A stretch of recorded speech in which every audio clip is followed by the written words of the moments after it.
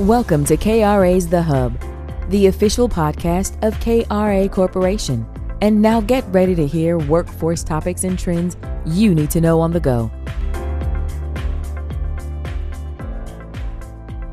Welcome back to KRA's The Hub podcast. This is the host, Jonathan Overall, and we're here today and we're continuing a special series that we're doing here at The Hub. And this is all in the lead up of the 2026 forum that is hosted by NAWB, the National Association of Workforce Boards. And we are previewing what is up and coming at this year's NAWB Forum. And I want to encourage all of you that are listening, if you're listening to us on Apple or Spotify, to follow us there. If you are watching this on YouTube, you can also click subscribe there, like the episode as well to help us out with the algorithm. But today, as we continue in this preview of the upcoming NAWB Forum, we have a special guest, Jaime Cruz. He is the Executive Director of Workforce Connections in Las Vegas, covering the Southern Nevada region. Jaime, you're not a stranger to the Hub. Welcome back, and it's great to connect with you again here today. Hi, Jonathan, and thanks for having me back. I'm excited to have this conversation with you. Yeah, and we've worked together in different capacities over the years between KRA and Workforce Connections, and I'm excited for today's conversation. Before we get into some of the elements of this upcoming forum, take us back in your journey. What drew you into workforce development, and what were some of the key experiences that really helped to shape your career path and what you're doing today, leading Workforce Connections, the organization? Yeah, well, I think as you know, I was born and raised in Lima, Peru. That's a long ways from Las Vegas, but that's after graduating high school, I attended the Merchant Marine Academy in Peru, and then after that, sailed for a few years as an officer in engineering. And so then I came here to Vegas and spent 20 years in the hospitality business on the Las Vegas Strip. I was part of opening a few marquee resorts or properties that your viewers are probably familiar with. In 1989, I was part of the opening team for the Mirage, which is now in the process of becoming the Hard Rock. The guitar is going up on the Las Vegas landscape right now. In 93, I opened part of the team that opened Treasure Island. And in 1997, opened the Bellagio. And so spent 20 years there. In 2009, I was part of the team that put up the City Center project, which was at that time the largest green project in the world. And right as we were finishing that project, I was offered the opportunity to come work for Southern Nevada's local workforce development board. I quite didn't know what that was at that time, but the American Recovery and Reinvestment Act, better known as ARA, that had brought new funds to the region to fuel the burgeoning green economy. And so my expertise kind of matched up with that opportunity. They were looking for somebody with exactly the kind of experience I had in the green world. And so that's kind of how I got to Workforce Connections. And then, of course, 10 years after that, the local elected officials consortium appointed me as the executive director, and I've been in this position for 7 years now. So you've had a major front row seat to really see the local regional Las Vegas economy grow. In recent years, we've seen a couple of sports teams move to the area. I think that's emblematic of the growth and the exposure. I got to tell you, I'm from Oakland, so we've lost a couple of sports teams to you and the Raiders and now the Oakland A's. But really, that's a picture and an illustration of how the region is growing. And throughout your time, you've been a part of the growth there in your previous career. But now in the role of workforce development and now the executive director of Workforce Connections, how have you seen the relationship of workforce development as a system and how it's adapted along the way to support the local economy and its growth? Yeah, that's a great question. I think a lot of times people do immediately think about those two iconic sports teams that are coming or that are here in Las Vegas that came from Oakland, the Raiders and the A's. But we also obviously have now a Stanley Cup winning franchise called the Vegas Golden Knights, and they are what they call Vegas born because they were born here in this city. We also have a three-time now WNBA championship team, the Las Vegas Aces, and we also have a soccer team called the Las Vegas Lights, not to mention a lacrosse team, a minor league hockey team. So yeah, this is kind of like a sports capital now in Las Vegas, not just the entertainment capital of the world, but sports capital. But yes, it's evolved because in 1987, when I came here to Las Vegas, the population was only 375,000. And I know that's a lot compared to other cities, but now we have 2.3 million here in this Las Vegas Valley, if you will, that they really encompasses four major cities: the Las Vegas, North Las Vegas, Henderson, and Boulder City, the home of Hoover Dam.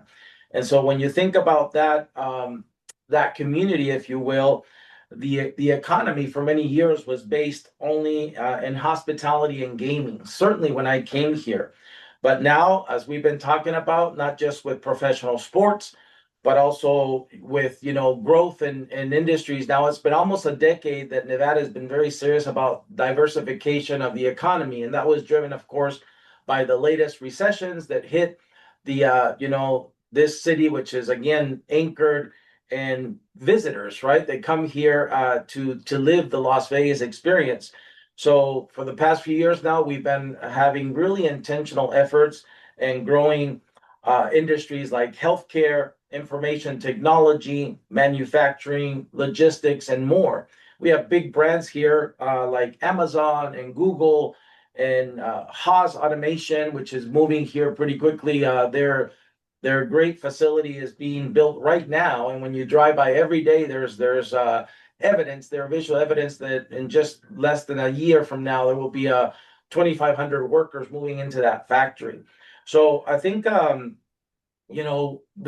I came here, really the big thing for our talent pipeline was to create the workers for the hospitality industry. That's the part of what I was as well, and that's people that make beds and clean rooms and fix slot machines and greet customers and deal cards and serve food. And so, that has now evolved. We still have to produce that because we're still opening, hotels. Just as recent in the last few years, the Fontainebleau, Resorts World are just latest examples of a hospitality industry that keeps growing. But now we also have to, and some of that also in the customer service translates to the opening of Allegiant Stadium, for example, to house the Raiders, or T-Mobile Arena to house the Golden Knights. And so, those workers in hospitality are still a big need. But again, we also have to now create the talent pipeline to supply the workers in this burgeoning manufacturing field and healthcare field. And so the workforce system has had to evolve. And that's been kind of something that the local board has been a part of, along with the talent acquisition partners. I'm glad you mentioned that, Jaime, because as we talk about the evolution of the workforce system there locally, it's probably grown with the local economy as well as it's been diversified, as it has expanded. For you as a leader, what have been the leadership principles that have helped guide you with aligning your workforce strategy with what's happening in terms of the growth in the local economy? Yeah, I think for us, the most important principle that I think that's paid off for us is to try to remain demand driven. And what I mean by that is, we want businesses here to shape the investments that are made in the talent pipeline. And I know across the nation, when I talk to some of my peers who are driving high performing boards, they always say, the business is our customer, right? The customer of the American Job Centers is really the businesses, because they're there to find the talent that we are shaping. We're hopefully taking people, into sustainability and self-sufficiency by equipping them with what they need to be able to go work for those business customers. And so here in Southern Nevada, we 3 years ago launched 7 industry sector partnerships, and those are again emerging industries. And we now have over 300 employers that are robustly engaged in those industry sector partnerships, both helping us create curriculum with our talent acquisition partners, helping us really shape the investments that our system makes in that talent development pipeline. Another big example of being demand driven is we have the largest chamber of commerce in our state that has almost 4,000 members. They're called the biggest chamber. Not only is the president and CEO on our local workforce development board, but they also host an American Job Center. They were the first chamber of commerce in the nation to host an American Job Center. Now there's 5 other cities doing the same thing. And so I think for us, though, that AJC is called an employee MV business hub because the business is the customer. We also have employee MV career hubs. Those are American Job Centers that are focused more on the job seeker as the customer, if you will. And we also have employee MV youth hubs because that's where we target the 16 to 24 population. A great example of that is besides having American Job Center inside the Vegas Chamber, we also now we have the only business in the nation hosting an American Job Center, and that business is Movement Fitness. The owner is also a member of the Workforce Connections board, and that American Job Center is something that kind of brings together, if you will, the two lines of the labor market. Meaning, the owner, who's a member of the Vegas Chamber, said to us, in my gym every day, it's a 30,000 square foot gym. I see small business owners who are telling me that they need workers, but and they're my members. But in that same gym, I also have a bunch of 16 to 24-year-old, young people who are not connected to the labor market. They're working out. They're saying, I need a job that I can love, that pays me well. And so he was able to identify both sides, the supply and demand of the labor market, and said to us, why can't I host an American Job Center and be a part of the solution of merging that supply and demand? So, so we also again have the first and the only business hosting an American Job Center here, Movement Fitness. We also have our regional development agency, the Las Vegas Global Economic Alliance. They are, of course, their charge is to recruit businesses to come to Las Vegas, but also help businesses grow here. And they host American Job Center staff as well. So for us, being part of or being really connected to the demand side of the equation materializes itself in those things that I just shared. And I think it's important because you can't shape the talent unless the people that need the talent are a part of it. That's such an important part of the conversation. And thank you for highlighting that. The in-demand approach to understanding the needs of business. And I think as we talk about advocacy, listening to the needs of organizations, I think that really parlays into the role of NAWB. And you, as a executive director, have had a relationship, obviously, with NAWB over the years. And now you sit on the board as a member of the leadership at NAWB. Talk to our audience today about the work that NAWB does to really help strengthen local workforce boards across the nation. And, both as a board member, but also your experience and how it's helped benefit you as an executive director as well in the Southern Nevada region. Yeah, I remember 17 years ago when I first joined Southern Nevada's local workforce development board as a staff member, going to my first NAWB conference in DC. And, I remember seeing on stage people, the boards from Dallas and Miami, really robust boards that were doing great work, receiving, recognition for that great work, receiving awards on stage. And I always thought, I wonder what it would take to get there, to be able to, have our board in Las Vegas or in Southern Nevada, representing Las Vegas, Henderson, North Las Vegas, Boulder City, Clark County, not just Clark, Lincoln, Esmeralda, and Nye counties. What would it be like for us to do the kind of work to, merit an award? And that came years later, of course, but, so in the beginning, I remember going up to Ron Painter and saying, who was back then the executive director of NAWB, and saying, hey, I want to be a high performing board. How do who do I need to be? Who do I need to replicate? Who do I need to learn from? And so it's then that thanks to NAWB, I was, introduced to those folks, to people that were already doing great work. And so I would get on a plane and go visit those cities, go spend time with those executive directors, and to learn from them. And so, and now it's interesting because I get those calls from, new growing executive directors who hear about the things that are happening here in Las Vegas, some of the best practices that are happening in Southern Nevada, and I get to host them. They get to come here and spend time with us, and hopefully learn some of the things that we are doing well and take them back, to their cities. So NAWB has always been, I think, a place where executive directors can learn from more seasoned ones, and where you can actually go and learn things that you can bring back to your region will make you a better workforce board. It's such an important lesson, I think, that you laid out there. Whether you're an executive director, whether you're coming up in your career journey as a leader, it's important to reach out to those that are either operating in or that can provide guidance on where you want to be in the future and what's the vision that you have for your career or your region if you are an executive director.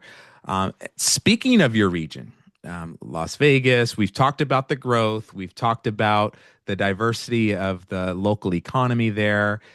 This year, NAWB, the forum, has entered into a partnership with the local region there to host for the first time in 50 years the forum outside of Washington, D.C.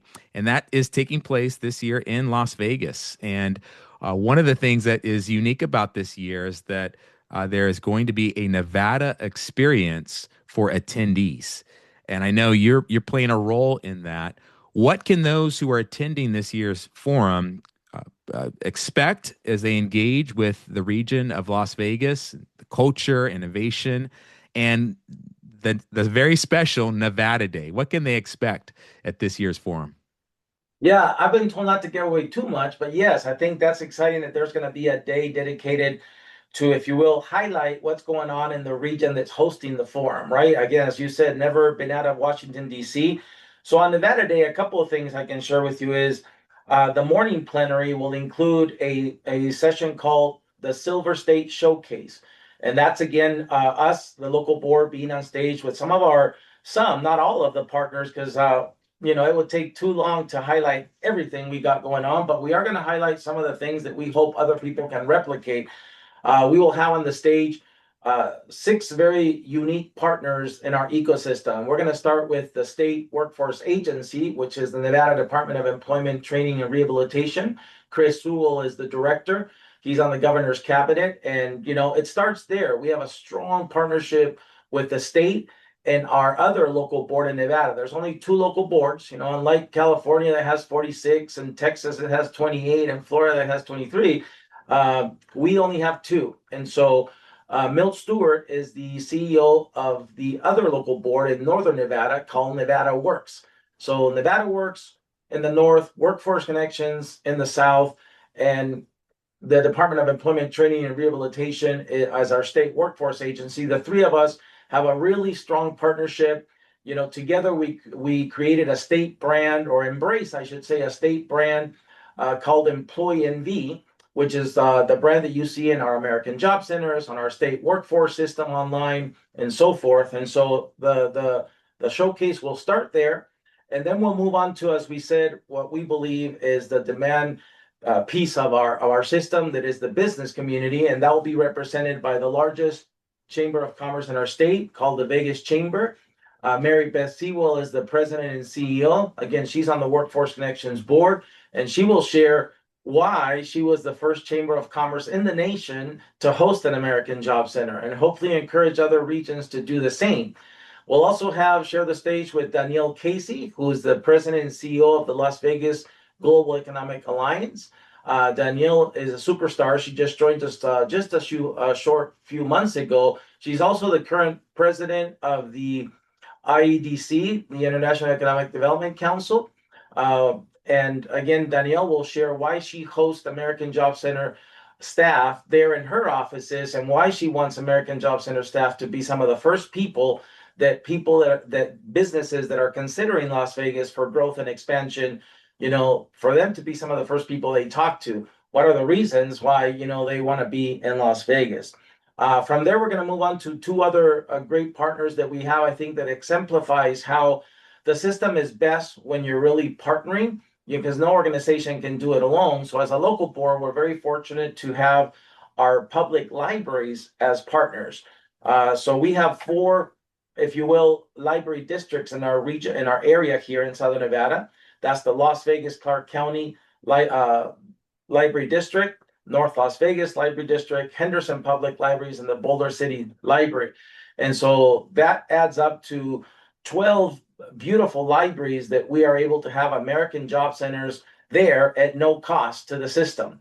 That partnership really taught us as a region how to, if you will, place the resources closer to where the need is, closer to where the neighborhoods that people live in, where small businesses are operated. And so that has now multiplied to county and city community centers, city halls, again, as I mentioned, now chambers of commerce, private businesses. And so those locations allow us to be in 25 places. Usually in the past, we would just have one or two or three locations. That's typical in a city our size, but we have 25 access points or American Job Center locations where people can go to. And you don't have to take 2-3 buses. And we're in your neighborhood library, we're in your chamber of commerce. And so that's really something we want to share that we hope will be replicated by my peers across the nation. The last person on stage that day with us is, so I didn't mention, I'm sorry. So Kelvin Watson is the representative he is the executive director of the Las Vegas Clark County Library District, the largest of those four library districts. And then finally, the CEO of Hope for Prisoners, John Ponder. He is our reentry, one of our reentry partners, because he was a big part of putting together what's called the Vocational Village. And this is a first of its kind, 120,000 square foot training facility inside the Southern Desert Correctional Facility. So behind the walls of the prison, we have a training center where employers have brought equipment and curriculum. And so 18 months before release, these participants are identified and they are trained to meet employer expectations, if you will. So by the time they leave the prison, they already have their credential, their training, and they can get right to work and accelerate that that reentry model, if you will. You don't have to wait till you're released, but you're released already with the skills you need. You already met your employer. And so that program, Hope for Prisoners, is something that has an American Job Center built into that training facility as well. And so my peers from across the nation will get to hear about that model as well. And so that's the Silver State Showcase in the morning. And then in the afternoon, they'll get to hear from a panel of our local elected officials who govern our board. And so that's a member of the Clark County Commission. I think it's the chair, Michael Neff. And then 4 mayors from our cities, Mayor Shelley Berkeley from Las Vegas, Mayor Michelle Romero from Henderson, Mayor Pam Goins Brown from North Las Vegas, and Mayor Hardy from Boulder City. And so they'll talk about their perspective on why those jurisdictions embrace the local board and work with the local board to make sure that we are, again, partnering with all those people to deliver greater impact. Well, I'm looking forward to seeing the showcase of Las Vegas on Nevada Day and throughout. And I think there are a lot of great practices that will be showcased for those around the country. Lastly, Jaime, before we close out today's episode, the theme this year at Forum is Ignite, Innovate, and Impact. My question to you is, why do you believe that message is especially timely for today? When you think about workforce leaders and what they're facing with the economic climate and the workforce climate. Why is that theme important for leaders to be a part of? Yeah, great question. I think, we all here have heard that saying that says you can't expect different results if you keep doing the same thing, right? And that's at no time more true than today with such a rapid evolving, technology that drives our economy. AI is something that, is kind of coming out of nowhere at a speed nobody anticipated. When I read the article about Tesla deciding to shut down the factories that produce their best-selling cars, the X and the S model, they're going to keep the one for the Y model open, but they're closing their best producing factories to start producing the Optimus robot, right? And so I remember watching the movie with Will Smith, I, Robot, and thought, I probably won't live to see those days. But here they are. They are really close to us having companion robots that are going to really change how we live. And so, it's sometimes it's dizzying to think about that, how close it is, and how impactful those changes will come. So for us, what that means, I think, is, we have to, in order to have better impact, we have to innovate. And we need to ignite that change that we want to see in our system, right? So ignite, innovate, impact. I think that these are some of the biggest changes in history that we're going to see here in the next few years, and so we need to get ready. And I think that's what it means to me. In order to have impact, you have to innovate, and in order to innovate, you have to ignite that change that you want to see. And so I'm glad that that NAWB Forum is kind of using that as a tagline this year.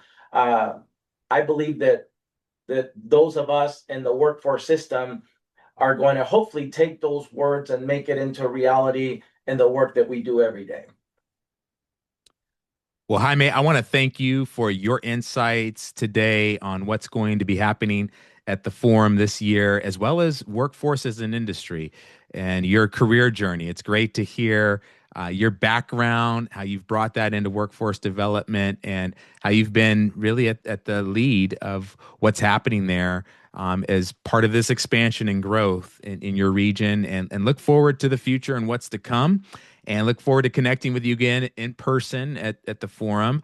I know I want to leave our audience with an opportunity to learn more about what you're doing. I know you too have a podcast that you host as well. If you could share with our audience where they can find more about Workforce Connections and also connect with your podcast.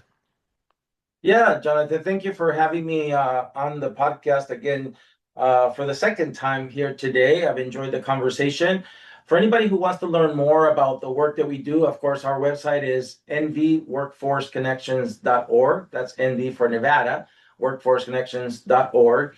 And they can find our podcast on all the platforms, the usual platforms for podcasts.